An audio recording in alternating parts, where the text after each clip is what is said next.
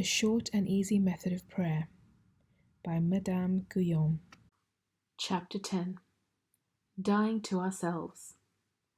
I maintain that it is virtually impossible totally to put to death our human desires in other ways than the one I have just described. The reason for this is easy to understand.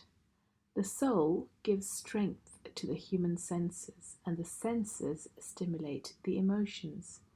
However, a body that is dead has no sensations and no passions, because its links with the soul have been severed. All the attempts merely to decorate the exterior of a person drive the soul still further away from the activity in which she should be totally absorbed. The soul becomes so preoccupied with these external matters that she becomes weak and exhausted. She is completely distracted with living an austere life and with other things at the fringe of a truly spiritual life, until she has no strength left to pursue genuine godliness. Our human motivations derive their strength from the food which the soul gives them. Our spiritual alertness is totally dependent on the soul.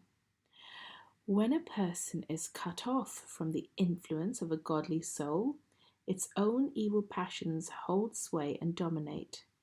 So even if extreme asceticism did weaken the body, the person would still be in the grip of evil desires and ungodly thoughts.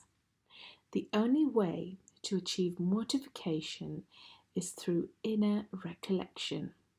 The soul must meditate on Jesus Christ and so cease to concentrate on anything external and be consumed with the inner spiritual life and drawing close to God. If she concentrates all her energies on the center of her being, she will find that she is cut off from all the distractions of her outer and earthly life. The more she concentrates all her being on her internal spiritual life, the less of an appetite she has for earthly desires.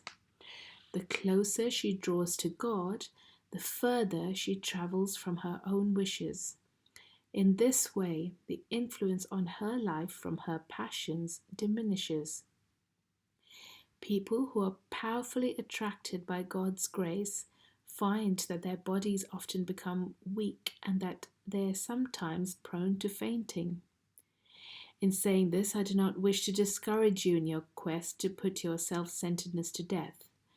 Mortification should always accompany prayer, and this is only dependent on the strength and state of the person, or on his obedience. However, I do not think that mortification should be our principal exercise, nor should we inflict ourselves special austerities, but rather be led by the inner attraction that grace brings.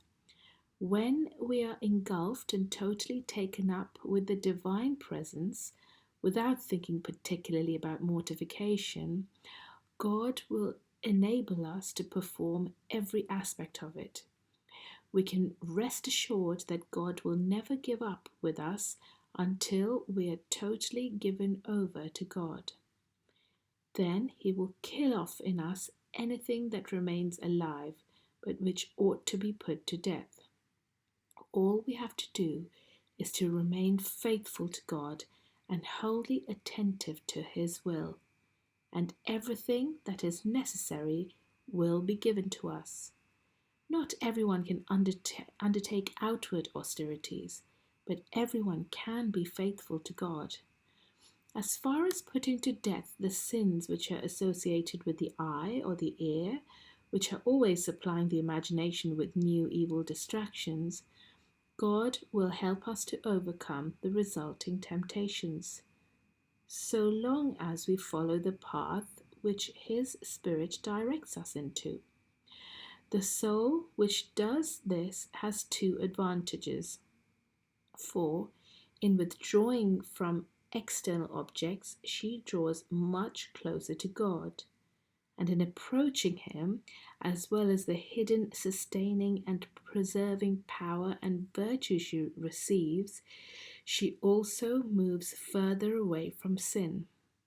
In this way, she develops the habit of being close to God and far away from sin.